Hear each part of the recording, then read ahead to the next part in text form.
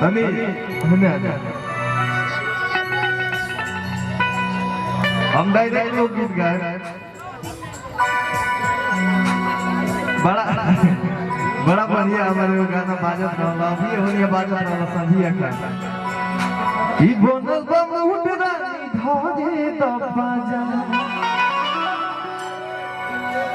अरे लाहे से कोना में ओके समाजा कहो तारो काहे कि धनवाली मोगा बोलो जी खाके जरदा पनवा जनवाली लेबो एगो माइक पकड़ लो डुएट कर दो आ जाए तो मेरे सामने आ जाए पैसा बाद में सामने आ जाए यहाँ के हमारे बड़ भैया सनी सिंह जी आरा निवासी तो पकड़े अभी यहाँ के हमारे शुरू से सपोर्ट करने वाली काफी प्यार आशीर्वाद मिले वाली यहाँ के साथ हम काम भी करने वाली royal film production and T music के मालिक हमारे सनी भैया वार्ड से खड़ा हो ना क्या बात है भैया की तरफ से काफी आशीर्वाद ऐसा ही देते रहे चुनाव जीती रुआ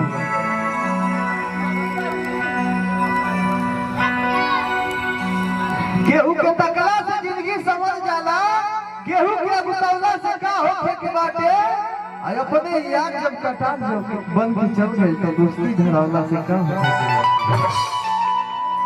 केहू अपने से जाने तो जल जाए तो दूध पियला से मरे तो मर जाए तो अगर बिगड़ी बनावे से ना बने भाई हो तो वो तो बढ़िया बिगड़ जाए तो ई बनल बम उठना धारी दफा अल्लाह से कोरा में आपकी समाजा कहो तारू काहे कि धनवाली लेबोगा और हम बता दें चाहते हैं कि जितना अच्छा यहाँ के लिखे नहीं उतना अच्छा गरीबों करेंगे हम चाहते हैं वो सब एक जोरदार आज वो सब जाना नहीं शिल्पी राज के नाम गाना सुना तनी सब चौहान जी के देन बा आशीर्वाद बा सपोर्ट बा और वो सब के प्यार बा है बा बोलो मुझे खा के ज्यादा पलवा जनवा ले बोगा अभी 2020 से ही इनका सपोर्ट रहा 21 से और उसी टाइम लीची का भाव बता रहा लीची को ये छोटी तनी भेपर के रेपर बार बहुत सारा गाना है कि बनल बम उठना धारी दफा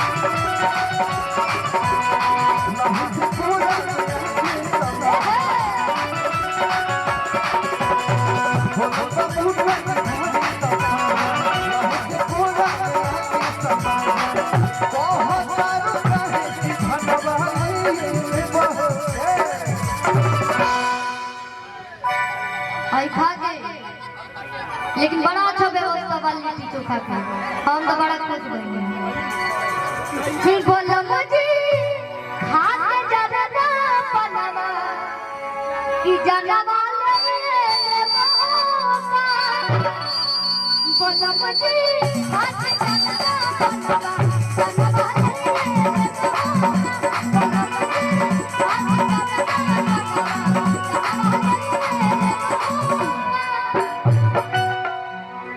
रउआ क्या है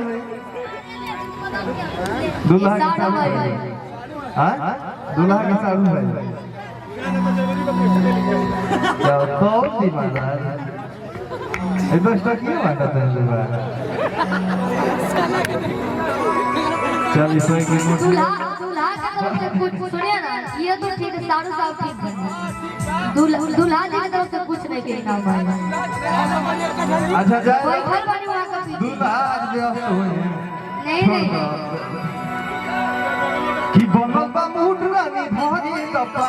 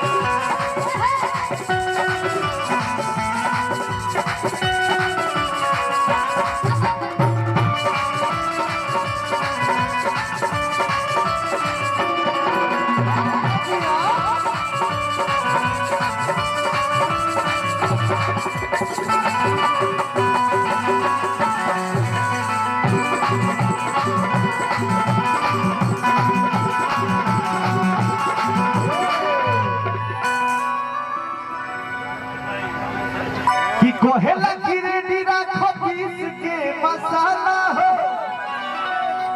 अरे लूंगी पहिन के भोरे भोरे जाला हो कि खूब मटकाई के कमर पतरी कि खूब मटकाई के कमर पतरी शिल्पी राज के गाना रहा था बाकी हमें लिख लो रानी बहुत अच्छा प्यार मिला स्नेह मिला अभी भी मिलता था कि सोया मारिला सोया मारिला गोरहिया में गोरहिया मोता